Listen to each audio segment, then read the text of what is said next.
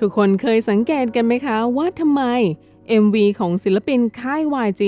ถึงมักจะมีฉากวิ่งโผล่ออกมาให้เห็นอยู่บ่อยๆ YG ให้พวกเขาวิ่งกันไปทำไมวิ่งไปไหนกันหรือศิลปินค่ายนี้กำลังฝึกเป็นนักวิ่งหรือยังไงหรือไม่รู้ว่าจะใส่ฉากอะไรลงไปดีก็เลยให้วิ่งไปงั้นๆหรือเปล่าเป็นเรื่องที่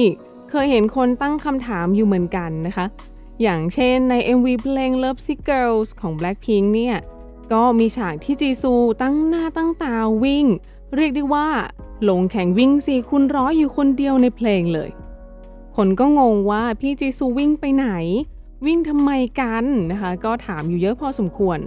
วันนี้ก็เลยอยากจะมาเปิดประเด็นนี้กันพูดคุยกันสักหน่อยนะคะว่าเพื่อนๆคิดเห็นกันยังไงศิลปิน YG เขาวิ่งใน MV กันทำไมนะฉากวิ่งที่เราจะได้เห็นกันบ่อยๆใน MV ของศิลปินค่าย YG มันไม่ใช่แค่ใส่มาเพื่อช่วยในเรื่องของเทคนิคหรือความสวยงามใน MV เท่านั้นแต่มันมีหลายมิติทั้งด้านอารมณ์สัญลักษณ์และการเล่าเรื่องด้วยการวิ่งมักจะสะท้อนสภาวะทางจิตใจสื่อออกมาให้คนดูได้รับรู้โดยที่ไม่ต้องพูดหรือมีคำอธิบายใดๆเลยเช่นการวิ่งเพื่อหลบหนีจากความเจ็บปวดความทรงจำหรือสภาพแวดล้อมที่กดดันการวิ่งเพื่อค้นหาวิ่งตามหาบางอย่างที่ขาดหายไปเช่นความรักความฝันหรืออิสรภาพการวิ่งเพราะหวาดกลัวหรือสับสนใช้ภาพการวิ่งเพื่อถอดอารมณ์ภายในที่ไม่อาจจะอธิบายออกมาได้ด้วยคำพูดว่าคนนั้นกลัวอะไรบางอย่างหรือกำลังสับสนทางความคิดจนหาทางออกไม่ได้ซึ่งในทางภาพยนตร์และศิลปะการวิ่งแสดงถึงพลังและการเปลี่ยนแปลงด้วย YG เป็นค่ายที่มักเน้นพลังของศิลปินความขบถความแตกต่างฉากวิ่งจึงสะท้อนพลังของการไม่ยอมแพ้และการดิ้นรนในโลกที่กดดัน YG มีลายเซ็นที่ชัดในงานโปรดักชัน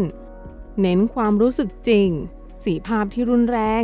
การถ่ายทำแบบไดนามิกการใส่ฉากวิ่งทำให้ MV ดูมีชีวิตการเคลื่อนไหวและเร้าอารมณ์ไม่ใช่แค่การเต้นในฉากอย่างเดียวแต่มีการเดินทางการเปลี่ยนแปลงและการกระตุ้นความรู้สึกร่วมไปถึงผู้ชมด้วยอย่างเช่นใน MV Love Sick Girls ของ Blackpink ก็จะเป็นฉากที่จีซูวิ่งพร้อมกับทำสีหน้าที่เศร้าเสียใจสื่อถึงการพยายามหนีจากความรักที่เจ็บปวดความรักที่มันท็อกซิกเหลือเกินพยายามจะหนีไปให้พ้นจากมัน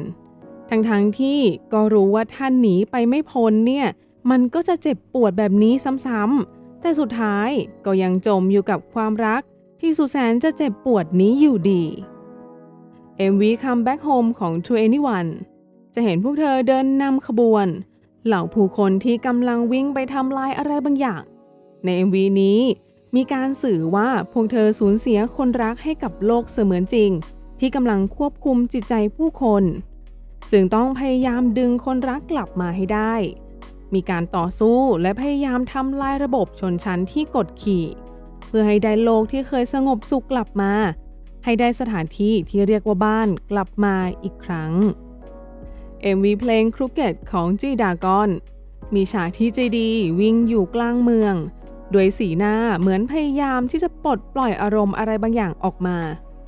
ไปหาเรื่องคนอื่นแล้วก็วิ่งหนีทำตัวเหมือนไม่สนโลกสลับกับฉากวิ่งด้วยสีหน้าที่เจ็บปวดมากๆสื่อถึงการหลีกหนีจากตัวตนที่ไม่มีใครเข้าใจเป็นความพังทลายทางอารมณ์ของคนคนหนึ่งที่เหมือนอยู่ในโลกที่ว่างเปล่าไม่มีใครเข้าใจหรืออยู่เคียงข้างเขาเลย MV เพลง Apology ของ Icon จะดำเนินเรื่องใน MV ด้วยการวิ่งเป็นส่วนใหญ่มีทั้งที่หนุ่มๆวิ่งอยู่กลางถนนคนเดียวทั้งฉากที่แฟนสาววิ่งไล่ตามเขาด้วยสื่อถึงความรักที่ซับซ้อนปากไม่ตรงกับใจอยากให้แฟนไปเจอคนดีๆบอกเลิกแฟนพูดจาไม่ดี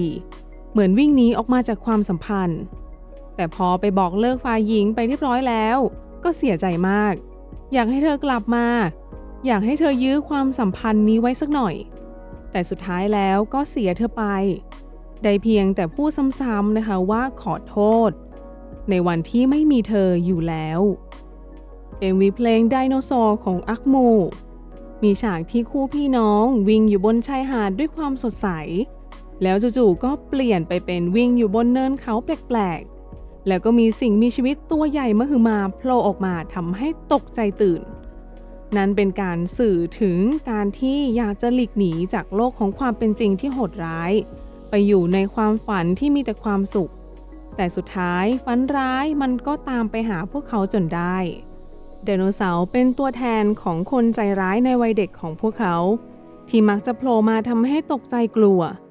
พอเริ่มโตขึ้นพวกเขาจึงอยากจะออกตามหาไดโนเสาร์นั่นแล้วตะโกนกรีดร้องใส่หน้ามันให้มันกลัวยิ่งกว่าที่พวกเขาและครอบครัวเคยเจอมา MV เพลง So So ของ Winner มีฉากที่ซึงฮุนวิ่งไปพร้อมกับถุงที่คลุมหัวของเขาอยู่สื่อถึงการพยายามดิ้นรนอย่างสุดชีวิตที่จะเอาชนะปัญหาต่างๆถึงแม้จะโดนจับเป็นตัวประกันเอาถุงคลุมหัวให้หายใจไม่ออกเขาก็จะพยายามดิ้นรนสุดชีวิตวิ่งหนีให้หลุดออกมาจากตรงนั้นให้ได้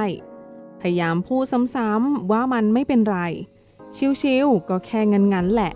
เขาไม่ได้อ่อนแอขนาดนั้นแต่ความเป็นจริงแล้วภายในใจของเขากลับบอบช้ำอย่างถึงที่สุดจมดิ่งสิ้นหวังไปหมดแล้ว MV เพลง I Love You ของ Treasure มีฉากที่จองฮวานพยายามวิ่งไล่ตามเครื่องบินกระดาษที่ลอยอยู่บนท้องฟ้าให้ทันสื่อถึงการวิ่งตามความรักของเด็กหนุ่มคนหนึ่งเครื่องบินกระดาษเป็นสัญลักษณ์ของความรักที่เด็กหนุ่มพยายามจะส่งไปให้ถึงหญิงสาวเขาพยายามวิ่งอย่างสุดชีวิตด้วยพลังใจที่แรงกล้า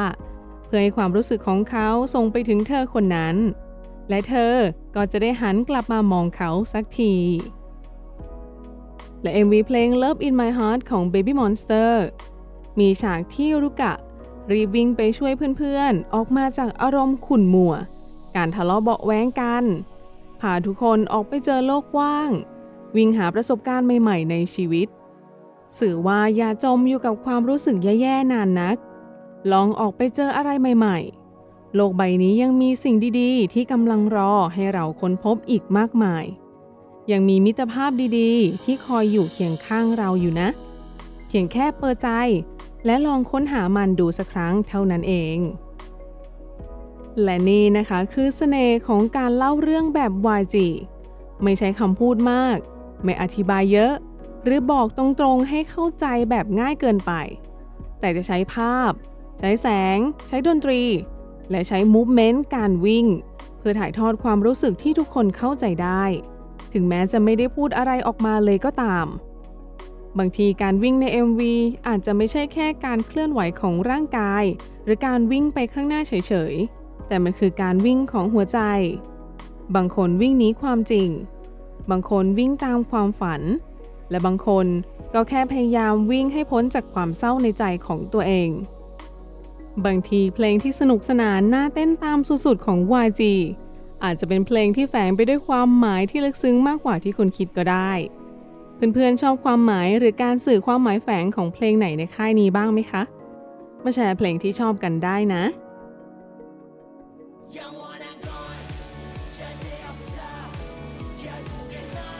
ถ้าคุณเป็นติ่งตึกดำอยากจะติดตามเรื่องราวสนุกๆของค่ายนี้ก็ฝากกดติดตามกดไลค์กดแชร์ให้เพื่อนๆมาติ่งด้วยกันเยอะๆนะคะ